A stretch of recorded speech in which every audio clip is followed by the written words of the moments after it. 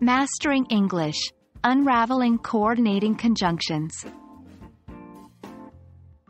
Hello, language explorers. Today, we're going to delve into the world of coordinating conjunctions. They might seem a little confusing at first, but by the end of this video, you will have a solid understanding of what they are, how to use them, and why they're so crucial to our day-to-day communication. Let's start with the basics. Coordinating conjunctions are words that we use to connect or coordinate words, phrases, or clauses of equal importance.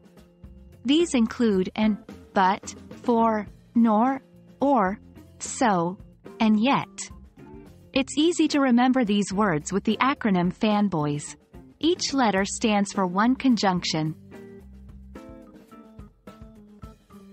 Now, let's move on to how we use these conjunctions.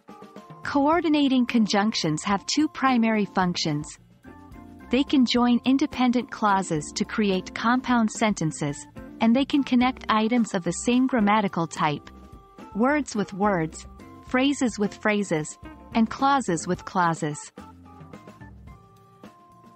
Here are a few examples. And, we use and to add information. For example, she likes apples and oranges. But is used to show a contrast. For example, I am tired, but I can't sleep. Or, we use or to present alternatives or choices. For example, would you like tea or coffee? Learning English is all about practice. Let's look at a few more examples of coordinating conjunctions and some common mistakes to avoid. Remember, we must have balanced construction after coordinating conjunctions.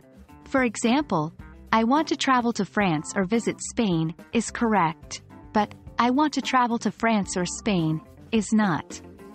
And remember, don't put a comma before and when it connects two parts of a compound subject, object, or verb. For example, I like apples and oranges, not I like apples and oranges. And there you have it. Hopefully, this guide on coordinating conjunctions has cleared up any confusion and given you the confidence to use them correctly. They're small words, but they pack a big punch in our language. Happy learning, and remember, practice makes perfect. See you in our next journey into the wonderful world of English grammar.